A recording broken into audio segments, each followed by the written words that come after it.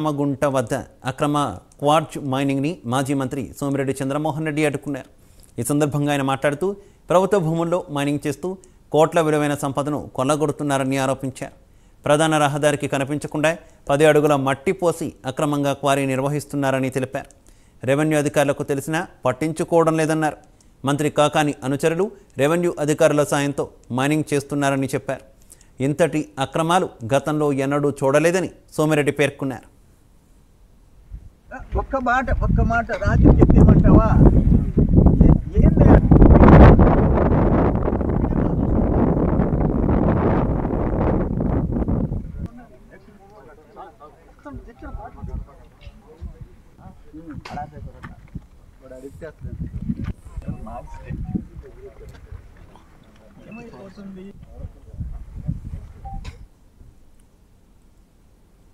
Right, ఇవి bulletin.